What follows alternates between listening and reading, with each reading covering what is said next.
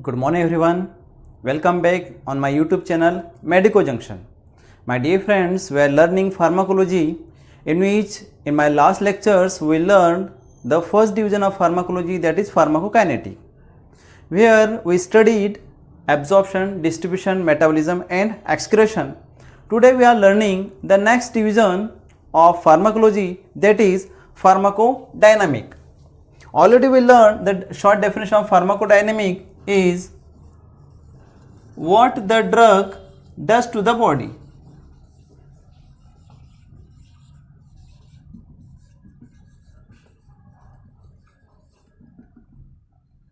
What the drug does to the body, it includes biochemical, physiological and mechanism of action.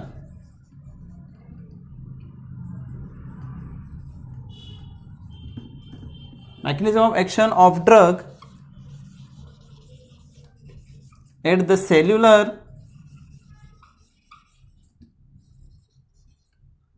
subcellular level.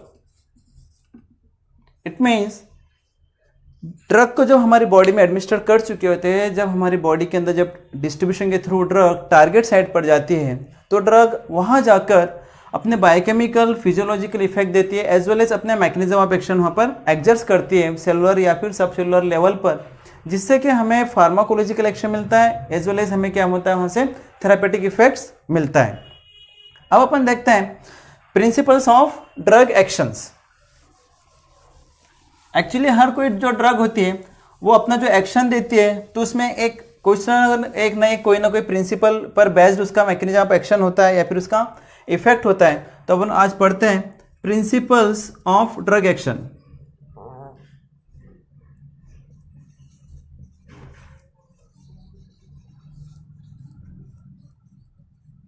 Principles of drug action, basically there are 5 types of the principles. On the basis of principles, drug exerts their mechanism of action or biochemical or physiological effects. The principles of drug actions includes stimulation,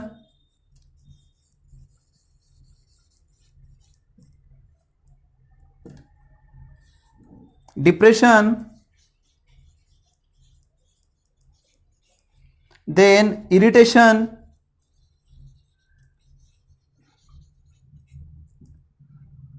then fourth principle is replacement,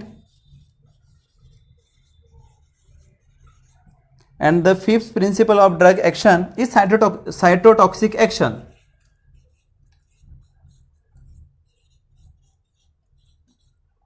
Okay, the drugs which are used in gene therapy, okay, except the drugs used in gene therapy, all drugs exert their mechanism of action on the basis of out of any one or any two principles of these drug actions. जो हम drug हमारी body में जाती है, तो ऐसी drugs जो gene therapy में यूज होती है उसको छोड़कर रिमेनिंग जितनी भी ड्रग्स है वो इनमें से एक या एक से ज़्यादा किसी भी प्रिंसिपल पर बेस्ड अपना मैकेनिज्म ऑफ एक्शन शो करती है, जिससे हमें थेरापेटिक इफेक्ट मिलता है या फिर हमें एडोज ड्रग इफेक्ट्स भी मिलने के चांसेस होते हैं। Now first one is the stimulation. Stimulation is specialized activity or stimulation of specialized cell is called the stimulation. जब ड्रग हमारी बॉडी के अंदर किसी स्पेशल टिश्यू को या फिर किसी सेल को स्टिमुलेट कर कर अपना मैकेनिज्म ऑफ एक्शन देती है, तो हम उसको बोलते हैं principles of drug action which is based on the stimulation. अब मैं एग्जाम्पल बताता हूँ एग्जाम्पल से थोड़ा सा और इजी होगा समझने में कि ड्रग स्टिमुलेशन के थोड़ा अपना किस टाइप से एक्शन देती है. तो ऐसी ड्रग्स जो स्टिमुलेशन पर बेस्ड अपना एक्शन एक्सर्ट्स करती है, उसमें एग्जाम्पल है फर्स्ट वन इज क्या नाम, कैफीन. ये क्या करती है, CNS को स्टिमुलेट करती है.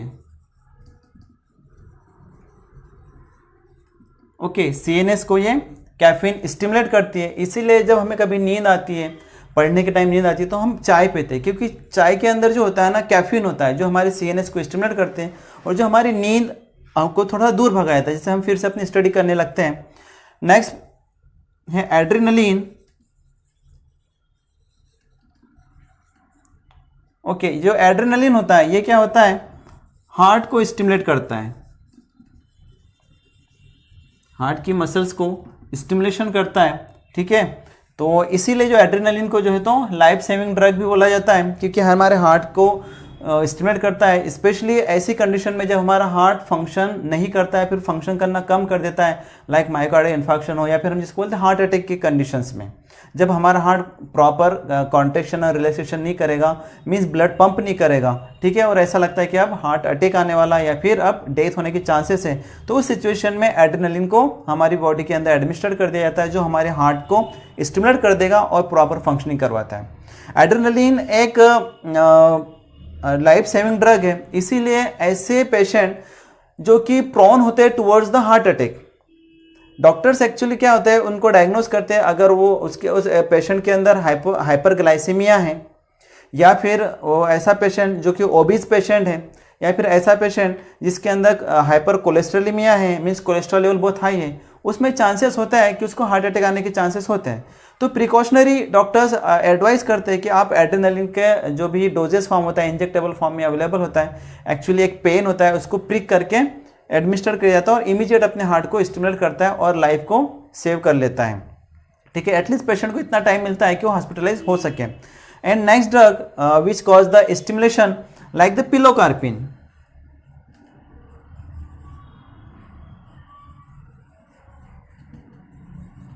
पिलोकार्पिन क्या होती है कि जो हमारे स्लाइवरी ग्लैंड्स को ये स्टिमुलेट करती है,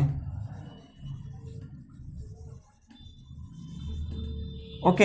एक्चुअली ऐसा होता है कि हमारी आई सर्जरी जब होती है, तो आई सर्जरी होने से पहले प्री सर्जरी क्या होता है कि एंटी सिक्रेटरी ड्रग हमारी बॉडी के अंदर दी जाती है, एक्चुअली हमारी आई के जो सिक्रेशन को रिड्यूस करने के लिए, जिससे इजीली वहाँ पे सर्जरी हो सके, ठीक है। लेकिन उस ड्रग का अगर ऐसा इफेक्ट है कि वो हमारे माउथ को ड्राई कर देती है, तो उस ड्राइनेस को रिड्यूस करने के लिए पिलोकार्पिन दिया जाता है, तो ठीक है। तो सलाइवरी ग्लैंड्स को स्टिमुलेट करेगी, जिससे सलाइवा सिक्रेशन होता है।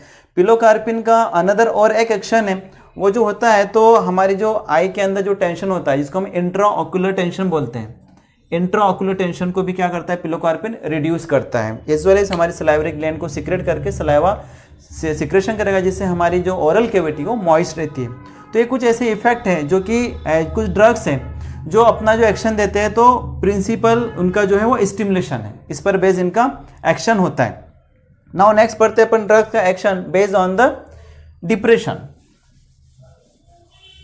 अपन ने देखा कि स्टिमुलेशन में ड्रग क्या करती है कि पर्टिकुलर एक स्पेशलाइज सेल्स को क्या करती है, वो स्टिमुलेट करती है और अपना एक्शन देती है। डिप्रेशन में क्या होता है, कुछ ड्रग क्या करती है कि स्पेशलाइज सेल का डिमिनिशन करेंगे,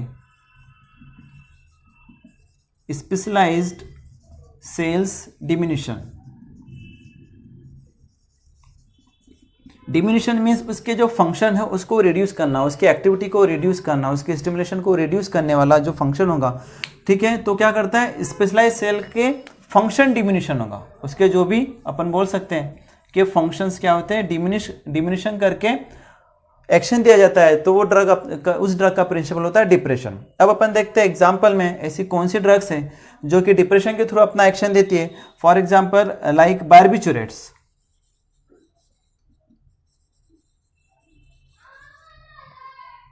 बार्बिचुरेट्स सीएनएस को ये डिप्रेस करती है, ठीक है। एज वेल एज बेंजोडाइजेपाइंस, ये भी क्या करती है, सीएनएस को ये डिप्रेस करती है, इसलिए अपन इसको जो हाइपर एक्टिविटी होती है इसमें दिया जाता है, जैसे एंजाइटी होती है उसमें देते हैं, as for causing the in case of insomnia में भी जैसे नींद नहीं आती तो इन ड्रग को यूज़ किया जाता है, ठीक है। As well as in drugs को एज ए सेडेटिव भी यूज़ किया जाता है, ठीक है, क्योंकि क्या करते हैं हमारे सीएनएस को डिप्रेस करते हैं, इससे इंसान को इजीली कामनेस फील होती है, एज वेल उसको नींद भी आती है, ठीक है। डिप्रेशन के बाद में है next one is the irritation. Irritation क्या होता है, जो भी नॉन स्पेशलाइज सेल्स के ऊपर ही जब ड्रग अपना एक्शन करती है और उसको स्टिमुलेट करती है या फिर जिसको हम बोलते हैं इरिटेशन कॉज करके अपना एक्शन देती है, तो हम उसको बोलते हैं उस ड्रग का प्रिंसिपल होगा इरिटेशंस। ठीक है, अब जब इरिटेशंस होता है तो जब एक्सेसिव इरिटेशंस अगर होता है किसी ड्रग के कारण तो वहाँ पर चांसेस होते हैं इडिमा होने के, या फिर हम बोल सकते हैं वहाँ पर इन्फ्लामेशन कॉज हो जाता है, इन्फ्लामेशन हो सकता है, जिसको हम बोलते हैं नेक्रोसिस भी हो जाता है। ठीक है, जिसके कारण से सेल डेथ हो जाती है। ठीक है, एक्सेसिव इरिटेशंस के कारण। अब जिसमें जो एग्जाम्पल है, जो ड्रग क्या करती है, इरिटेशंस के थ्रू अपना एक्शन देती है, तो इसमें ड्रग है लाइक सेना। सेना एक क्रूड ड्रग है जो कि हर्बल प्रिपरेशंस में बहुत इजीली पाया जाता है। ठीक है, इसको हम यूज करते हैं इन केस ऑफ कॉन्स्टिपेशन। कॉन्स्टिपेशन में यूज करते हैं क्योंकि ये जो ड्रग है वहाँ जो हमारा गैस्ट्रिक म्यूकोसा है, इन केस ऑफ कॉन्स्टिपेशन एक्चुअल क्या होता है, स्टूल हार्ड हो जाता है। तो सिन्ना क्या करती है, हमारे गैस्ट्रिक म्यूकोसा को इरिटेट करके वहाँ से वाटर सिक्रेशन करेगी, जिसके जो स्टूल है वो सॉफ्ट हो जाता है और जो कॉन्स्टिपेशन है वो रिलीव हो जाएगा, क्योंकि इसका जो एक्शन है that is the laxative actions होता है। ठीक है, इसके अलावा होता है कैप्सिकम।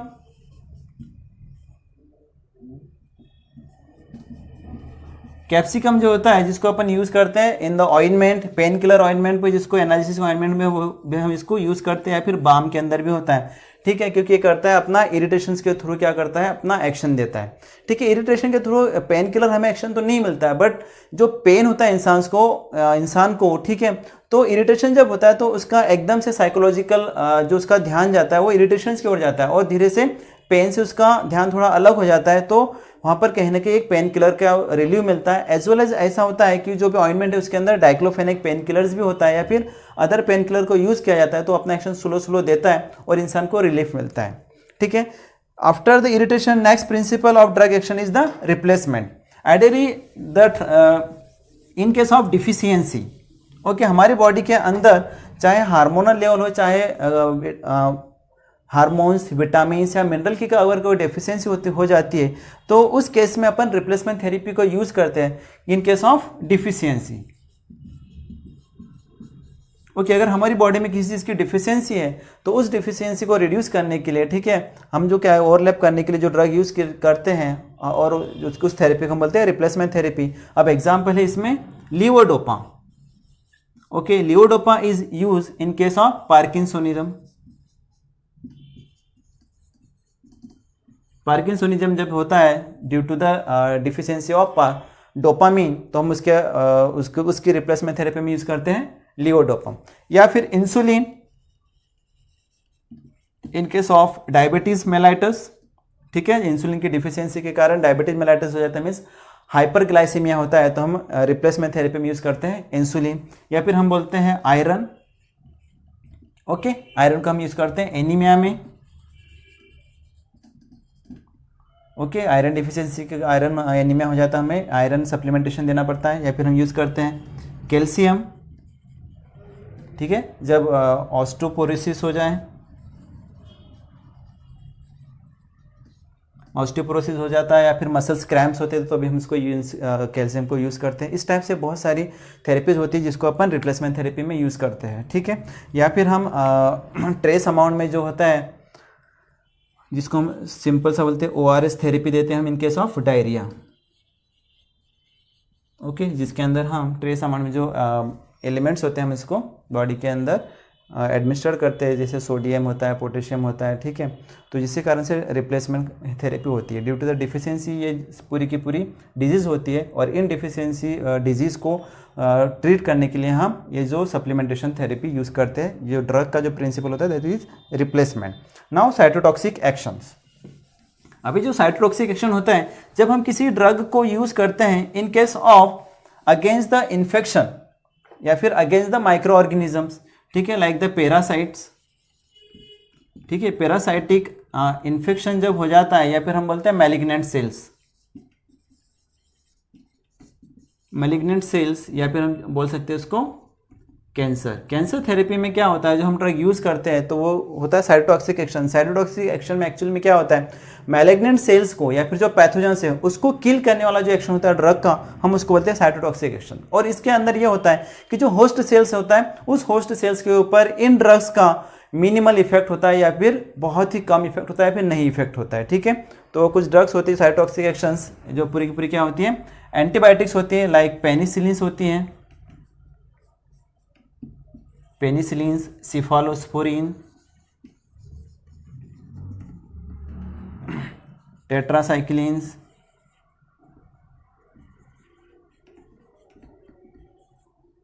ठीक है।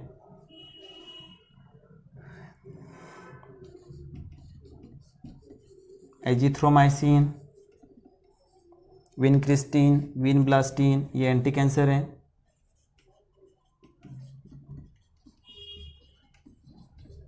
तो ये एंटी कैंसर और जो एंटी कैंसर थेरेपी के लिए जो ड्रग यूज़ होती है, या फिर हम बोल सकते हैं सिस्टमिक इन्फेक्शन के ट्रीटमेंट के लिए जो ड्रग यूज़ होती है, हम इसको बोलते हैं cytotoxic action of the drug.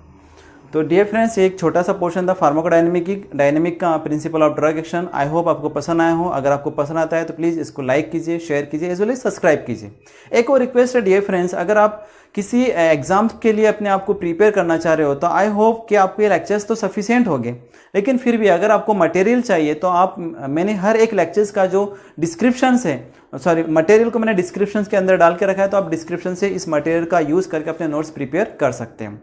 तो thank you dear friends. Next class में अपन पढ़ेंगे मैकेनिज्म ऑफ ड्रग एक्शंस।